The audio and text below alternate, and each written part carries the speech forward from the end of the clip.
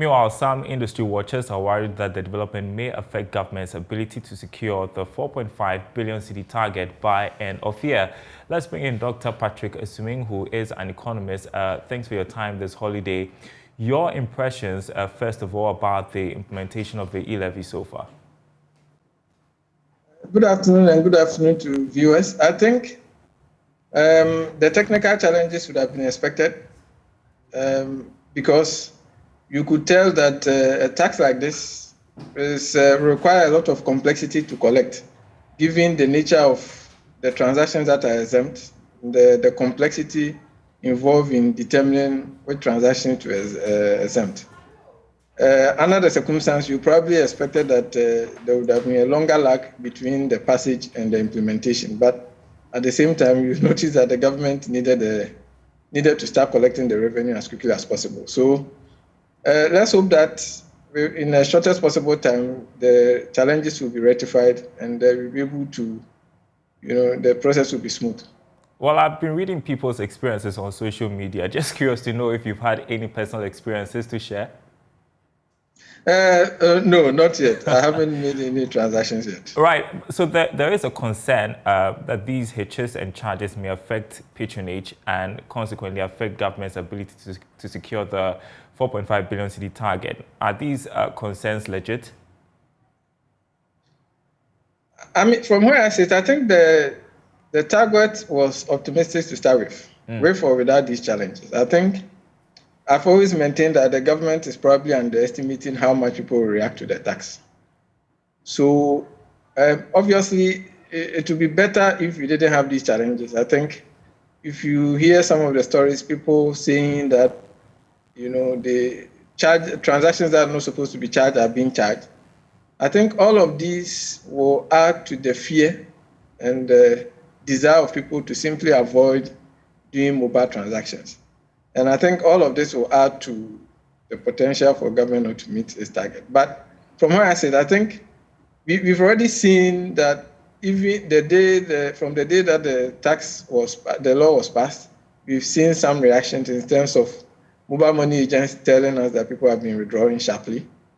And earlier in the morning, we've also heard that, people have been complaining that even on Sunday when the system kicked in, there's been a few people who've been trying to withdraw in order not to face the tax. So even if they manage to fix these problems on time, I still expect that many people will avoid, having to make transactions that will attract the tax. But, yeah, go ahead.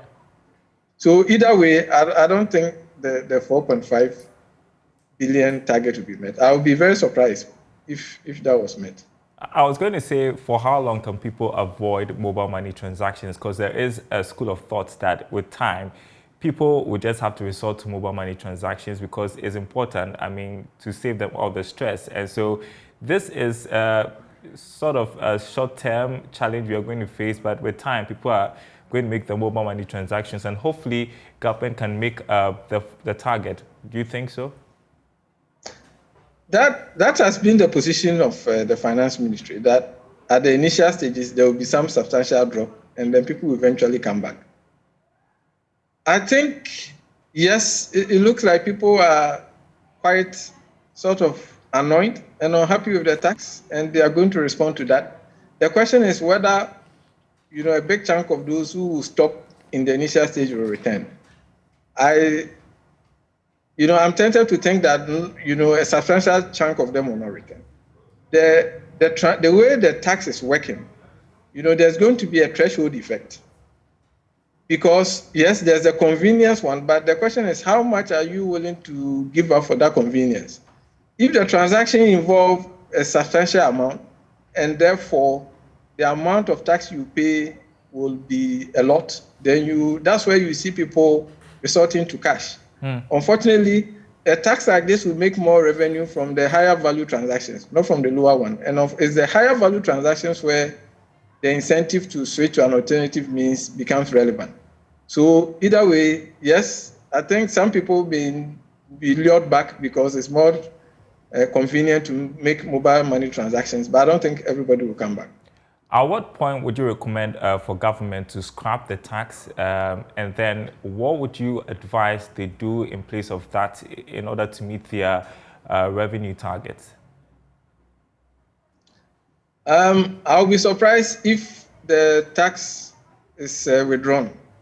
Even though we've seen this government bring in a tax like the luxury vehicle tax and then scrap it all together. I will be surprised, given our current circumstances and how much government needs revenue and the fact that we haven't made too much progress with the other revenue streams.